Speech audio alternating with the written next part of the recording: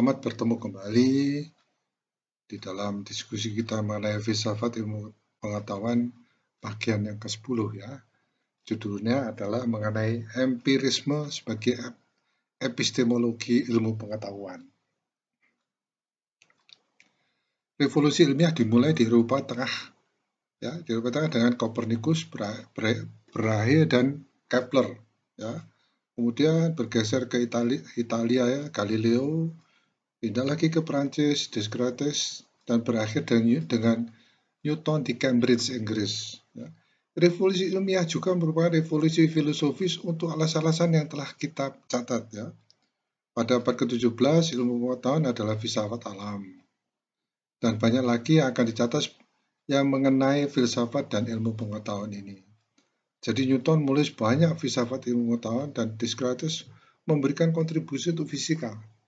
Tetapi para empiris Inggris lah yang membuat upaya sadar diri untuk memeriksa apakah teori pengetahuan yang dianut oleh para ilmuwan ini akan membenarkan metode yang digunakan Newton, digunakan Boyle, Harvey, dan ilmuwan eksperimental lainnya untuk memperluas batas-batas pengetahuan manusia sedemikian luasnya. Selama periode abad ke-17 hingga akhir abad ke-18, John Locke, George Berkeley, dan David Hume berusaha untuk menentukan sifat, tingkat, dan pembenaran pengetahuan yang didasarkan pada pengalaman indrawi, melihat, meraba, dan sebagainya, dan untuk mempertimbangkan apakah itu akan ada pengakuan mengenai penemuan ilmiah mereka. Dalam hal ini, waktu sebagai pengetahuan dan melindungi mereka dari skeptisisme yang dihasilkan beragam, tetapi tidak ada yang akan menggoyahkan keyakinan mereka atau sebagian besar ilmuwan dalam empirisme, ya, empirik sebagai epistemologi yang tepat. Locke berusaha mengembangkan empirisme tentang pengetahuan yang terkenal yang menentang rasionalis seperti Descartes bahwa tidak ada ide bawaan. Ya. Tidak ada yang ada di pikiran yang bukan yang pertama di indera. Ya, indera atau apa ya? Ya ide tadi ya. Tetapi Locke dengan tegas adalah seorang realis tentang entitas teoritis yang disingkapkan ilmu pengetahuan abad ke-17. Dia menganut pandangan bahwa materi terdiri dari atom-atom yang tidak dapat dipisahkan, misalnya sel darah, ya, dan membedakan antara substansi material dan sifat-sifatnya di satu sisi, dan kualitas sensorik warna, tekstur, bau, atau rasa. Sifat-sifat materi sebenarnya menurut Locke hanyalah yang menurut mekanika Newtonian memiliki massa, ya, perpanjangan dalam ruangan, ya, jadi perpanjangan karena pengaruh temperatur, ya, atau pengaruh yang lainnya, ada gaya tarik dan sebagainya, terus kecepatan dan lain-lain. Kualitas indera benda adalah gagasan di kepala manusia disebabkan oleh benda itu, ya, kualitas indera tentang benda. Ya. Dengan menalar kembali dari efek sensorik ke penyebab fisik, manusia memperoleh pengetahuan tentang dunia, ya, yang disistematisasikan oleh ilmu pengetahuan. Realisme Locke dan empirismenya pasti menimbulkan skeptisisme, ya. Bukanlah sesuatu yang diakui Locke. Ya. George Berkeley, seorang filsuf yang menghargai bahwa empirisme membuat keyakinan kita, ya, meragukan tentang hal-hal yang tidak kita amati secara langsung. Ya. Bagaimana Locke bisa mengklaim pengetahuan tertentu tentang keberadaan materi atau fitur-fiturnya jika hanya bisa menyadari kualitas indrawi, ya, yang pada dasarnya hanya ada dalam pikiran, ya, atau mungkin perasaan, ya. Ini perasaan ini panas, ini perasaannya ini tinggi, perasaannya panjang dan sebagainya. Seseorang yang tidak dapat membandingkan fitur sensorik seperti warna atau tekstur dengan mengatakan itu tidak berwarna karena tidak ada warnanya. Nah, sehingga kita harus tahu apa itu, ya, tujuannya sekarang di sini ada apa sih definisi warna, sebenarnya itu tujuannya. Untuk argumen bahwa dapat membayangkan sesuatu menjadi tidak berwarna, tetapi tidak dapat membayangkan objek material yang tidak memiliki ekstensi atau massa. Berkeley menjawab bahwa sifat sensorik dan non-indrawi setara dalam hal ini. Coba gambarkan sesuatu tanpa warna. Jika dianggap benda adalah transparan, maka harus ditambahkan warna latar belakang. Yang ini pendapat yang nggak bisa diterima ini ya. Demikian pula untuk kualitas subjektif lainnya yang diduga disebabkan oleh hal-hal dari yang kita alami, pengalaman dan indrawi. Dalam pandangan Berkeley, tanpa empirisme, manusia tidak dapat memahami makna bahasa. Berkeley cukup banyak mengadopsi teori bahasa sebagai penamaan kualitas sensorik yang digambarkan, yang dibayangkan, malah mungkin yang dikhayalkan gitu mungkin ya. Mengingat pendapat bahwa kata-kata menamai ide indrawi. Realisme menyatakan bahwa ilmu pengetahuan menemukan kebenaran tentang hal-hal yang tidak dapat dialami secara indrawi, menjadi salah. Karena kata-kata yang menamai hal-hal ini pasti tidak mewakili. Untuk realisme Berkeley menganjurkan bentuk instrumentalisme yang kuat dan bersusah payah untuk membangun interpretasi ilmu pengetahuan abad ke-17 dan ke-18, termasuk mekanika Newton sebagai suatu satuan perangkat heuristik, aturan menghitung dan fiksi. Menurut Berkeley, melakukan pengamatan adalah menyelamatkan ilmu pengetahuan dari skeptisisme, keraguan. Tidak terpikir oleh Berkeley bahwa alternatif lain dari kombinasi empirisme dan instrumentalisme adalah rasionalisme dan realisme. Dan alasannya adalah bahwa pada abad ke-18, peran eksperimen dalam ilmu pengetahuan sudah sangat diakui, sehingga tidak ada alternatif empirisme tampak masuk akal sebagai epistemologi ilmu pengetahuan. Memang tujuan David Hume untuk menerapkan apa yang dianggap sebagai metode empiris penelitian ilmiah untuk filsafat, Seperti Locke dan Berkeley, Hume berusaha menunjukkan bagaimana pengetahuan dan khususnya pengetahuan ilmiah mengakui batasan empirisme. Tidak dapat mengadopsi instrumentalisme radikal Berkeley, Hume berusaha menjelaskan mengapa interpretasi yang realistis diadopsi dari ilmu pengetahuan dan kepercayaan biasa tanpa memihak antara realisme dan instrumentalisme.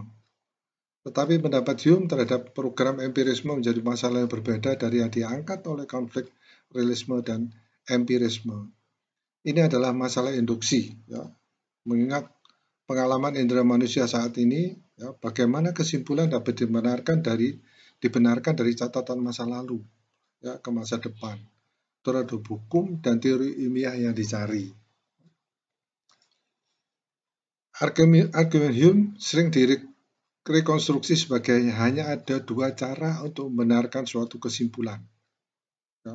Argumen deduktif, di mana kesimpulan mengakui secara logis dan premis, dan argumen induktif, di mana premis mendukung kesimpulan tetapi tidak menjaminnya. Argumen deduktif secara bahasa umum digambarkan sebagai argumen di mana premis berisi kesimpulan. Sedangkan argumen induktif sering dijelaskan sebagai salah satu bergerak dari khusus ke umum. Seperti ketika menyimpulkan dari pengamatan, ada 100 angsa berbulu putih. Maka kesimpulannya bahwa semua bulu angsa berwarna putih.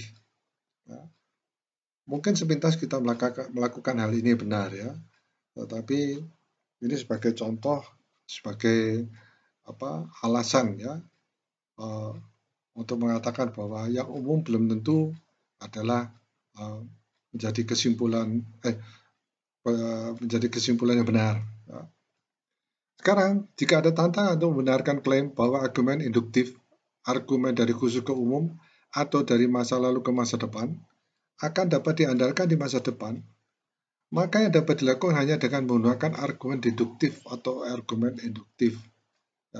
Masalah dengan argumen deduktif, untuk kesimpulan ini adalah bahwa setidaknya satu dari premis itu sendiri akan membutuhkan keandalan induksi.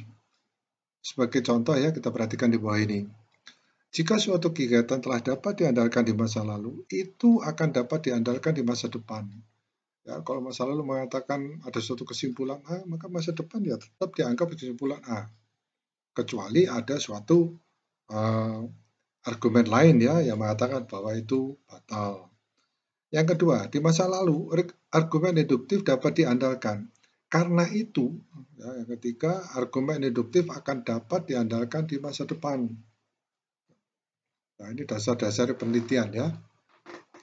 Argumen ini valid secara deduktif, tetapi premis pertamanya membutuhkan pembenaran dan satu-satunya pembenaran yang memuaskan untuk premis tersebut adalah keandalan induksi yang seharusnya ditetapkan oleh argumen tersebut. Setiap argumen deduktif untuk keandalan induksi akan mencakup setidaknya satu premis pertanyaan. Ini hanya menyisakan argumen deduktif untuk membenarkan induksi. Tetapi jelas tidak ada argumen induktif untuk induksi yang akan mendukung keandalannya, karena argumen seperti itu juga menimbulkan pertanyaan. Semua argumen yang menimbulkan pertanyaan, argumen induktif untuk keandalan induksi adalah seperti menjamin janji seseorang untuk membayar kembali pinjaman dengan asumsi bahwa orang tersebut akan menepati janjinya. Ya. Benar nggak sih menepati janjinya? Ya, seperti itu ya. Jika keandalan manusia sebagai seorang yang menepati janji adalah yang dipertanyakan, ya, menawarkan janji kedua untuk meyakinkan yang pertama tidak ada gunanya. Ya, artinya kalau sudah itu ya nggak perlu kita ya sudah pasti orang ini jujur misalnya. Nggak perlu tanya lagi. Argumen Hume telah berusia 250 tahun diperlakukan sebagai argumen untuk skeptisisme tentang ilmu empiris. Karena hal ini menunjukkan bahwa semua kesimpulan tentang hukum ilmiah dan semua prediksi ilmu pengetahuan tentang peristiwa masa depan pada dasarnya tidak beralasan karena ketergantungan pada induksi. Kesimpulan Hume sendiri sangat berbeda. Ya. Hume mencatat bahwa sebagai orang yang bertindak di dunia, dia puas bahwa argumen induktif masuk akal. Apa yang dia pikir argumen menunjukkan bahwa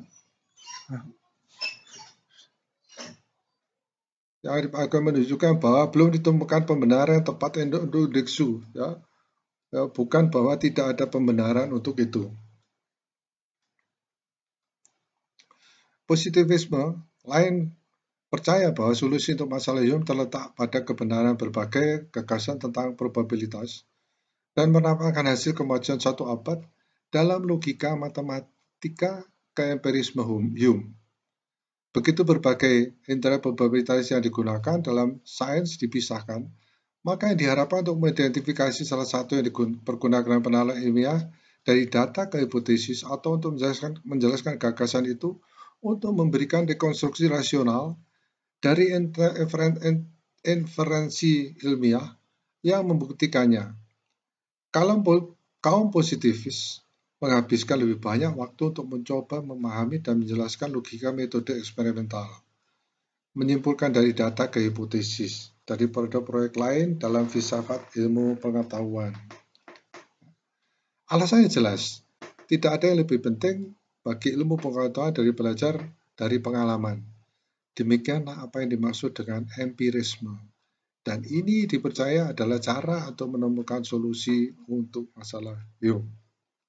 Nah, yang perlu dicatat, beberapa hal tentang interpretasi probabilitas mencerminkan karya para filsuf ini akan lebih banyak ditemukan dari apa yang seseorang temukan tentang probabilitas. Nah, kemungkinan apa yang ditemukan oleh para filsuf dan muridnya tentang dasar-dasar logis probabilitas dan metode eksperimental secara umum ternyata menimbulkan masalah baru di luar masalah yang diletakkan Hume di hadapan rekan-rekan empirisnya, ya, yang mendukung hukum empirisnya. Saya kira demikian ya.